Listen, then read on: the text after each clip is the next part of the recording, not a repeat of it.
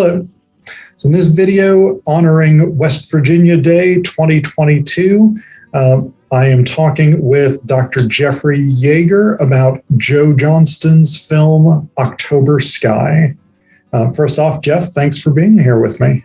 Glad to be here again, Phil. So Dr. Jeff Yeager serves as an assistant professor of English and theater studies at Southern West Virginia Community College. He's a specialist in 19th and 20th century American literature, but he also teaches courses in developmental writing, technical writing, Western world literature, and theater and film appreciation. Jeff's also an avid video gamer and Atlanta Braves sports fan. Now, before we jump into talking about this film, for those of you who aren't familiar, West Virginia Day is the commemoration of West Virginia's independence from the state of Virginia during the U.S. Civil War. In 1863, at least the leadership of many of the western counties of Virginia kind of said, hey, we don't really want to be in the Confederacy anymore. So basically what I'm going to be doing over the next several years in honor of West Virginia Day, I, from proper Confederate Virginia, will be talking to people from traitorous secessionist West Virginia and getting their perspectives on films, literature, philosophy, all of this stuff from West Virginia to honor the state that chose the Union and not slavery over the state that chose the Confederacy and slavery. And yes, the Confederacy fought for slavery. Don't at me in the comments. Now, let's talk about October Sky. Jeff, to start out, can you just give us a brief plot summary of this film? Okay, so this film it's an autobiographical work about Homer Hickam, who actually was a real scientist who went on to NASA and had a very successful career. But it's about him growing up in 1950s West Virginia during the height of the space race between the Soviet Union and the United States.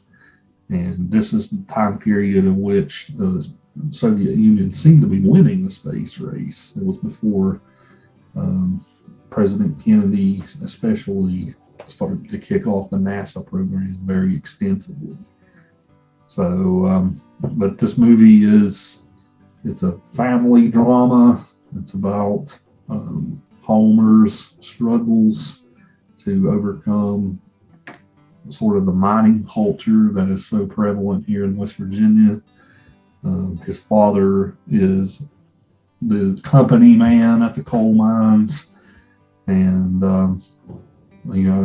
his father lived and breathed coal mining. So much of the film is about not only Homer and his friends and their sort of ambition, but it's also about Homer's relationship with his father, the conflict between those two, and just overall the community eventually even embracing Homer. It's definitely a film about that too. It's a very inspirational film. For sure. Yeah, that's of course Homer does it, right? He goes on to win the National Science Prize, and we learn at the end of the film that he had a very successful career. So. Okay, great. So that summary has given us, and that's introduced a lot of the sort of major themes that we're going to be talking about in this interview. And I want to start with this question because people don't tend to think of West Virginia and science as going hand in hand, but I mean, Homer Hickam was one of the sort of pioneers of amateur rocketry, and he then goes on, like you said, to this very, very successful career as a NASA engineer and things like this. So, like, what does it mean to have a film like October Sky that sort of says, hey, West Virginians can not only do science, but can do science incredibly successfully. Well, it definitely means a lot. The movie came out when I was 12. So this is a film that I grew up with. And if anything, since Homer's time, West Virginia has gotten, I don't know if what the word is, more depressing, I suppose you could say. Of course, I grew up in Wyoming County, and in my job now for Southern West Virginia Community and Technical College, I serve both Wyoming and McDowell counties. And McDowell County, as we know, is the setting of our film. So, if anything, this part of the state, Southern West Virginia, is completely different than the northern part of West Virginia, where Morgantown is, where we went to school. So, this is very much an area that's always been very heavily dictated by coal culture. And as we saw in the film, when the coal mines leave, there's nothing left. Yeah. That is definitely the case now for McDowell County, especially. Even Bernie Sanders, when he was going on his campaign trail a few years ago, even stopped by McDowell County and made it a part of his campaign, saying, hey, this is what life looks like here. It's not good. Yeah. But to get back to the question, Phil, it means everything for this area. It's a very inspirational message. It says that you're not necessarily. No, it's not just a movie about West Virginians. It's a movie for everyone. You're not necessarily tied to where you grow up. Yeah. Anybody can leave and make something for themselves. I think that's an inspirational message for not only West Virginians, but everyone. Let's say you grow up in a bad part of the city, for instance, right? Yep. You probably feel the same way. So it's definitely an inspirational movie, but it definitely means a lot for us. This Homer Hickam and his story is still celebrated here in McDowell County. Every year they have a Rocket Boys festival. So it's ever since this movie came out, it's definitely meant a lot to us. Yeah, I think that's a really, really good point. I mean, it is a West Virginia story, but it's not just a West Virginia story. Because, I mean, one of the central issues of the film is there are no scientific resources whatsoever available to Homer Hickam. And basically, he has to teach himself calculus. He has to teach himself physics. He has to find these books and things like this and figure out ways of making sense of the basics of rocket science. And there just aren't resources there to help him. And I think that's a very, very, unfortunately, very, very common struggle for a lot of people. I think that's a great point. But you had also talked about the mine and the importance of mining to especially the southern part of West Virginia. The mine in this film is such an ominous, continual presence. So, how realistic is that? What do you make of the role of the mine in this movie? I think it's very realistic. I've never been in a coal mining position myself, but I've been down in coal mines. Here in Beckley, we have the exhibition coal mine, which anyone can go to anytime to see what they look like and the conditions. But my family, my grandfather's, on my mother's side especially, was a UMWA coal miner, and a lot of the things that are depicted in the film, such as how scary it was whenever a mining disaster happened. Yeah. Like my grandfather was involved in several instances like that. He even got hurt once. And how scary that is, and how tied, not just the presence of the mind, but even how the mind controls the whole community. Because they mentioned several times in the film the company store. Lots of times the mines wouldn't pay the miners actual cash. They would give them conscription to use at the company store. So they mentioned that just in passing a couple of times. Yeah. But it's mining was certainly a dangerous place, and it still is. I had a friend in high school. His name was Adam Morgan, and he passed away back in 2010 during the Upper Big Branch disaster. So, yeah, he is always someone who's on my mind when it comes to mining. He was actually not a miner. He was studying mining engineering at West Virginia University. He was doing his internship there, and passed away. So, yeah, mines are dangerous.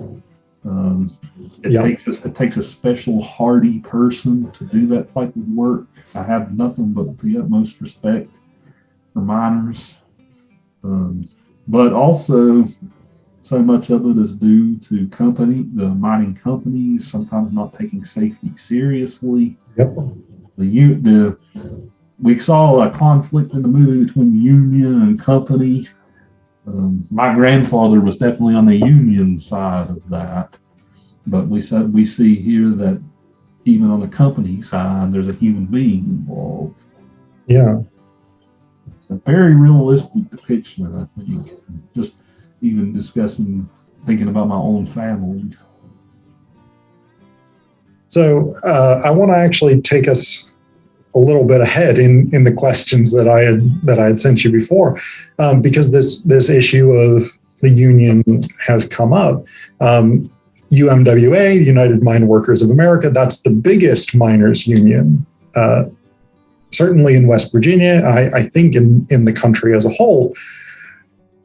This film, to me, it seems like has a very complicated relationship with unions, because John Hickam, Homer Hickam's father, you had characterized him as the company man, and I think that's right.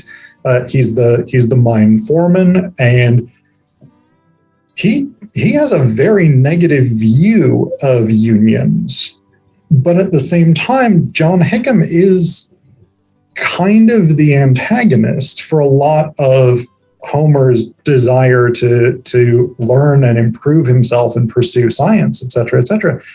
So how do you read this film's relationship, or this film's attitude toward unions? That's a very good question.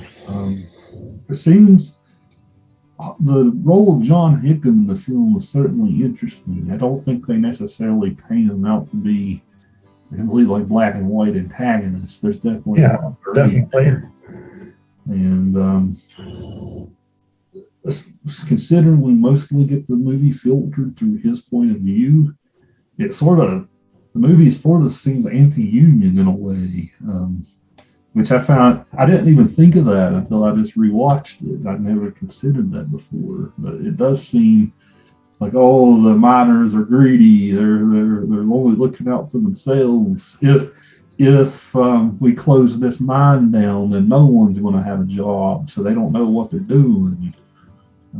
That's the same sort of rhetoric that people like Don Blankenship used whenever Massey Cole was especially prominent, and of course he was responsible for Upper Big Branch. Yep. So you're never going to get me to say anything bad about a mining union. I think that they were especially important. These people would have been constantly exploited for their labor if it wasn't for mining unions. Yeah. So, but yeah, the movie, considering we only get it filtered through that point of view, seems a little anti-union, which I found curious. Yeah, I think so. That's one of the things that strikes me about this movie as well, is that we never, while we have John Hickham's condemnation of the unions, we never have an alternative, here's why the unions are beneficial type stance.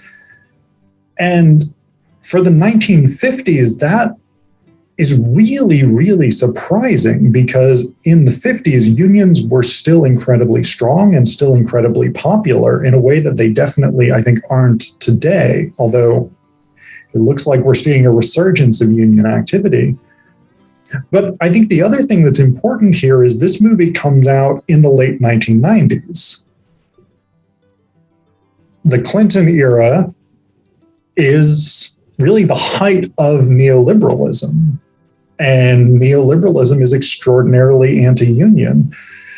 So I think, I mean, for the 50s, like John Hickam, he's an adult in the 50s in West Virginia. He was probably alive for instance, the Battle of Blair Mountain.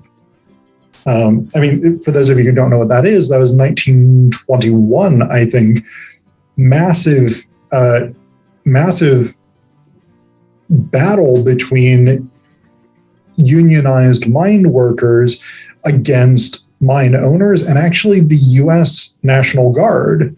This was, I think, the only time in U.S. history when bombs were dropped by airplanes on the United States, on the continental United States.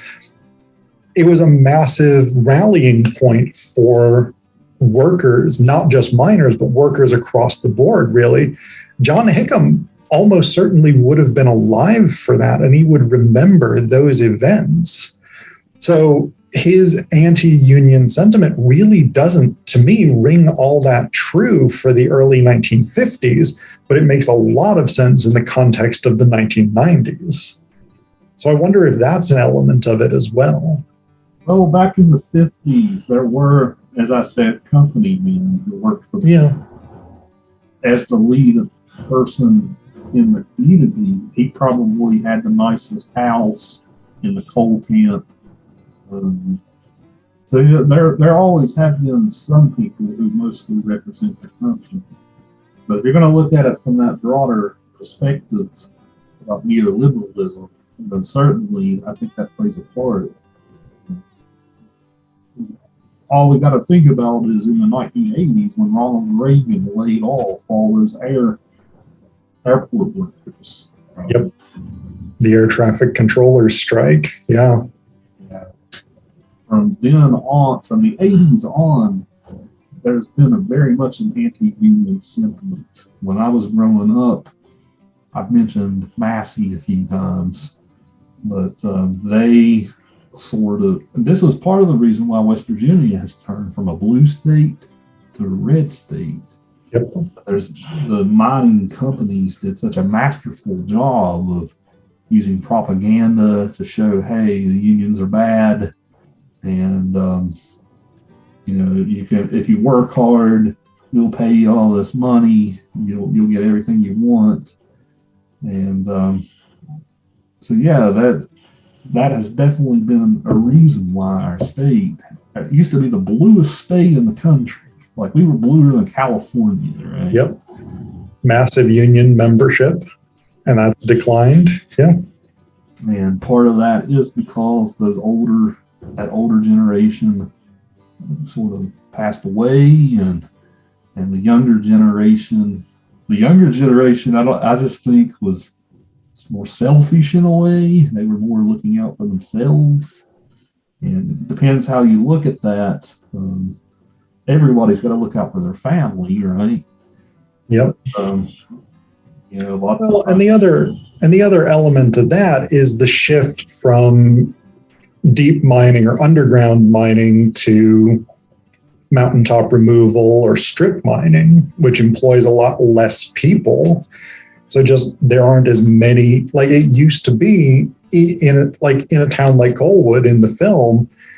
There were good jobs to be had, even if they paid company scrip and you could only buy at the company store.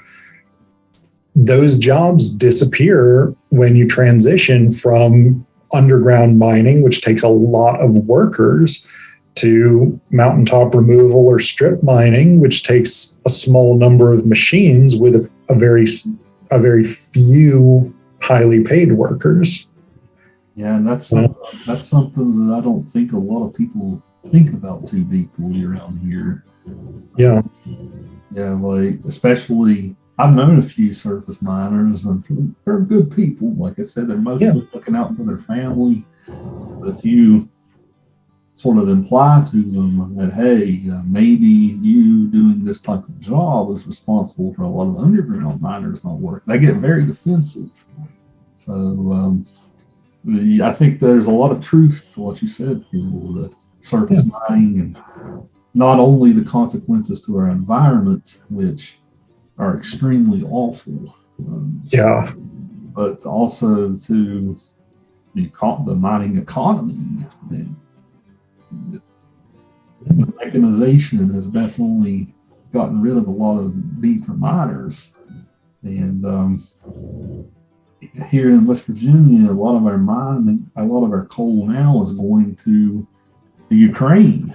And so now there's going to be a sort of pinch on our coal again, because now we can't really get the coal over to the Ukraine because of the Russia conflict. And coal is being phased out nationwide in favor of natural gas.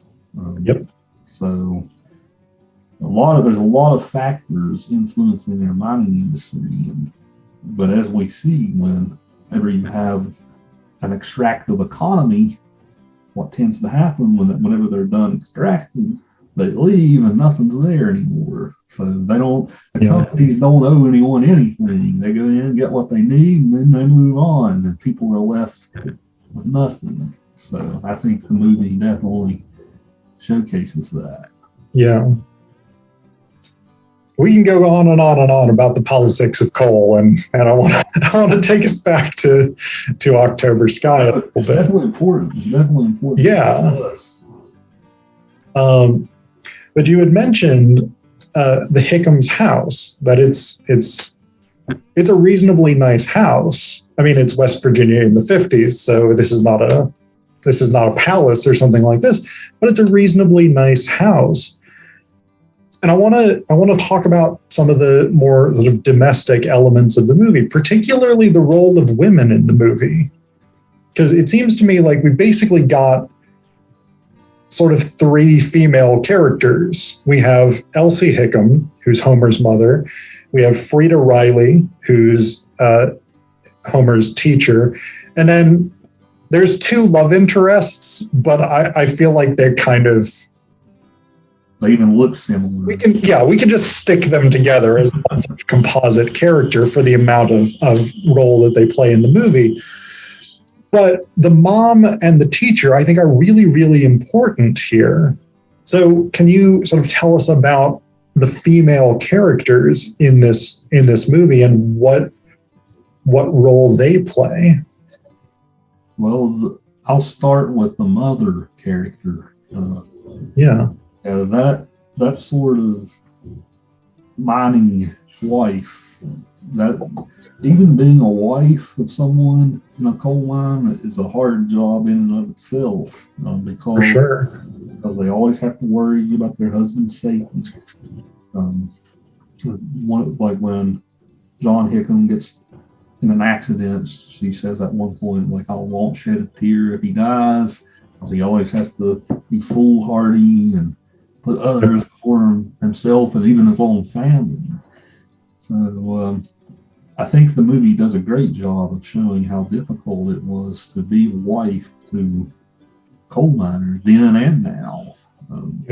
Something that they always have to worry about. And she seems... one thing I appreciate about the movie is the mother character isn't completely submissive to her husband, as you might think how it might be depicted. Yeah. She's very headstrong. She threatens to leave him at one point, and there's no doubt she would have. There's that great line, I'll live in a tree to get away from you. Right. Yeah. He seems kind of unbelieving of her, but I have no doubt she would have. Yep. She is very supportive of Homer's dreams, even during that conflict between Homer and John, where John's sort of being overbearing, wanting him to be in the coal mines. Even then, she's like, don't you think you should finish high school? You don't really want to be a high school dropout, right? So she gets up from the table and protests during that scene, which I think is interesting. So she is definitely a strong. You might know, Phil. I'm The Grapes of Wrath is one of my favorite ever novels. Yeah. And the mom in the movie reminds me a lot of like Ma Jude in The Grapes of Wrath. She's the heart of the family in many ways. And one of the great things about Steinbeck's novel is Ma Jude becomes the center of the family, not Pa, Ma. And I see a lot of that here with Homer's mother. She's very much the heart and soul of the family. Without her support, it's hard to say that Homer would have gone on to do what he did. And Miss Riley's character, masterfully played by Laura Dern. Laura Dern is one of our great actresses in Hollywood.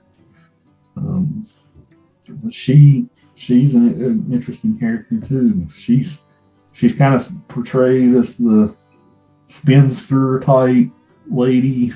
She's not married, so she has a mind of her own, so to speak. And but she is definitely an inspirational character for Homer and helps push him. She gets him the books that he needs to learn. So she's definitely a great educator in the sense that she leads him to the resources that he needs. And even then, like my community college, it wasn't founded until the 70s. So we just celebrated our 50th anniversary. So even that college wasn't around here then. But yeah, he definitely didn't have those resources unless he moved to WVU or Marshall or maybe Virginia Tech. Yeah. Well, but she is definitely a key role figure, and it's definitely very sad what happened to her, that she passed away at such a young age. That's always hard for me when I watch the movie. That's a very emotional moment when you learn that she passed away so young at the end. Yeah, Hodgkin's lymphoma. Yeah. But so I think we get two very strong women in the movie, which is definitely, especially considering gender roles in West Virginia tend to be more conservative.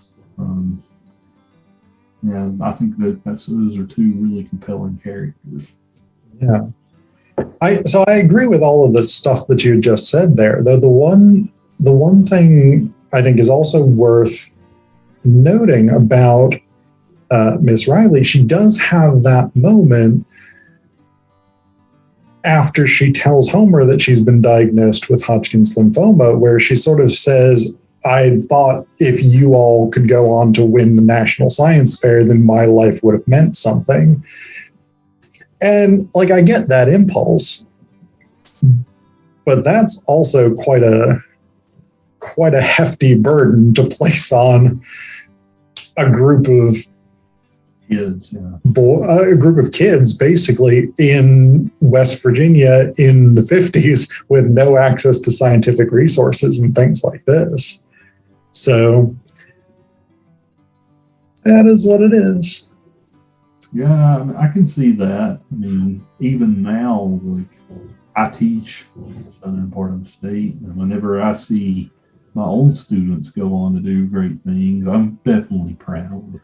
Yeah. They weren't just complacent, and I'm proud that they got their education. So, yeah, it was a little hefty of a burden, but I can see it because I feel the same way about my students.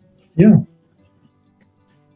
All right, so we got one more question I want us to briefly discuss. then actually Zoom is planning to kick us out in just about 8 minutes. So there's this really, really interesting, almost throwaway line toward the beginning of the film, after everybody is gathered on the front lawn and watched Sputnik go across the night sky. From off camera, a random townsperson says, "Why would anyone drop a bomb on this place? It'd be a hell of a waste of a bomb." And I think that line is so significant. What do you think? What do you make of that? It makes me think back to 9/11. When 9/11 happened, I remember that day very intensely. Remember people saying similar things then, like, no, why would they crash a plane here? Right? It would be a waste. So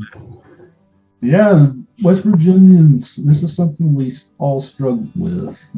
West Virginians tend to have a bit of an inferiority complex, both an inferiority complex and a sense of pride, overwhelming pride too. So we're very prideful of our hard work and blue collar work we do. We're very prideful of that, but at the same time, nationwide, people make us the butt of their jokes. Sometimes we deserve it because sometimes our state does incredibly silly things, but so does everybody else. Exactly, right. So we're not the only ones. Yep. So I think that's definitely a major part of that. It's definitely key to the character of West Virginians, and it is something we're prideful over. Even now, if a person's from out of state and they move here, maybe into like an education job, like oftentimes people will view that person with suspicion. Oh, you're an outsider. So our mountains definitely make us an insular culture, right? They kind of block us off from the rest of America sometimes, it seems. Yeah. Well, hopefully the West Virginia Day video series will help open up West Virginia. Now, that's overly ambitious, but I mean, again, I think a film like October Sky definitely does help do that. It helps sort of open up that life in these very, very difficult small mining communities and things like this, and helps make connections with the rest of the country, with the rest of the world. Yeah, I think the most important thing to take away from our talk is the fact that it's not just about West Virginia. It's about everyone. Absolutely. Just think of all the people who are stuck in environments growing up that aren't the most privileged places. I think it's for every person like that. So, I think that's the biggest takeaway from the movie.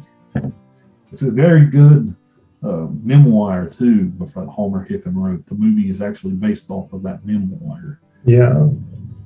If some of you guys are readers as well as film goers, I would encourage you to read it.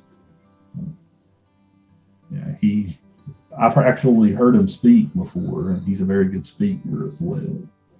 So. All right. Well, more stuff to look into. Again, Jeff, thank you so much for taking the time to talk with me about this, and a happy West Virginia Day to you.